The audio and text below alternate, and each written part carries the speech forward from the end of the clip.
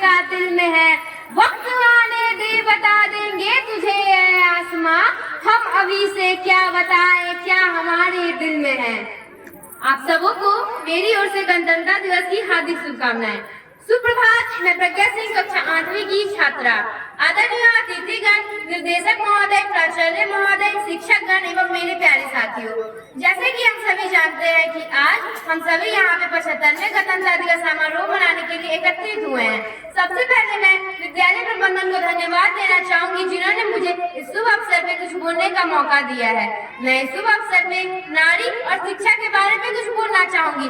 अपितु इससे पहले मैं अपने समाज, अपने देश की बेटियों के बारे में कुछ पंक्ति प्रस्तुत करना चाहूंगी। किंतु एक बेटी का अर्थ समझाने से पूर्व मैं उन लोगों को बता दूं जो बेटी को अपने सिर का बोझ समझते हैं। उन समाज के लोगों के लिए मेरे यह कुछ शब्द खास हैं। जो कभी हारती नहीं है उसे हराया जाता है। समाज क्या कहेगा यह कहकर बचपन से डराया जाता है, यह कहकर बचपन से डराया जाता है। इस तिरंगे की शान को इन्हें बढ़ाना आता है कि है मेरे वतन की ओर, तो उसे झुकाना आता है, तो उसे झुकाना आता है। और यह हिंदुस्तान की बेटियां हैं साहब, यह हिंदुस्तान की बेटियां हैं साहब। इन चूड़ियों वाले हाथों को भी हथियार उठाना आता है, हथियार उठाना आता है।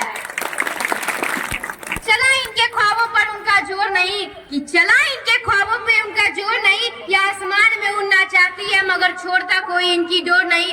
कर सकती है यह भी नाम वतन का, कि कर सकती ये लड़की है मगर कमजोर नहीं। वाकिफ कहाँ है जवाना, कि वाकिफ कहाँ है जवाना हमारी उड़ान से। वो और भी थे जो हार गए आसमान से, हार गए आसमान से। और जहाँ तक बात बेटों की बराबरी में बेटियां का आता है, तो यह बात भी आप सबों को समझाने के लिए मैं सक्षम हूँ। बिना विलंब किए हुए मैं कहना चाहूंगी कि बोए जाते हैं बेटे पर उग जाती हैं बेटियां। खाद पानी बेटों को पर लहराती हैं बेटियां। स्कूल जाते हैं बेटे पर पट जाती हैं बेटियां। मेहनत करते हैं बेटे पर अव्वल आती हैं बेटियां। नाम करे ना करे बेटे पर नाम कमाती हैं बेटियां। जब दर्द देते हैं बेटे तो मरहम लगाती हैं बेटियां। छोड़ जाते हैं बेटे तो साथ निभाती हैं बेटियां।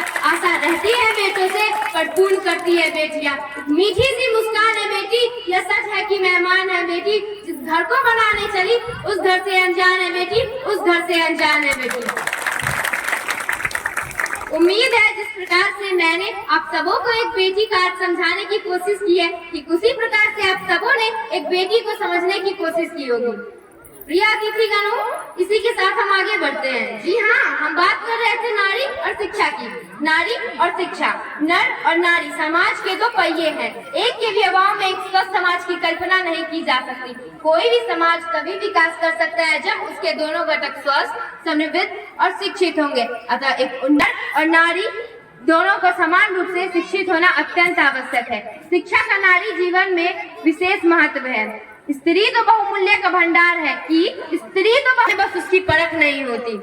शिक्षित नारी न केवल सामाजिक और पारिवारिक कार्यों में मदद कर सकती है, बल्कि वह अपने पति के साथ कंधे से कंधे मिला के घर और बाहर काम कर सकती है। अपने परिवार की जरूरतों का पूरा कर सकती है। वह अपने बच्चों का सर्वांगीण विकास कर सके। बच्चे अपने जीवन का पहला और महत्वपूर्ण पाठ अपने माँ के गोद से सीखता है। माँ उनमें अच्छी आदतें, अच्छी विचारधारा उत्पन्न कर सकती है। जब नारी में है शक्ति सारी, कि जब नारी में है शक्ति सारी, तो फिर क्यों कहे नारी को बेचारी। जाते जाते मैं ये जरूर कहना चाहूंगी कि बालिका अह बालिका, नवयुग जानिता अह बालिका, न हम बला दुर्बला आदि शक्ति अहम्बिका। अर्थात मैं एक लड़की हूँ, आधुनिक समय की लड़की हूँ। मैं कमजोर या शक्तिहीन नहीं, मैं अंबिका हूँ, मैं आदि शक्ति हूँ। धन्यवाद।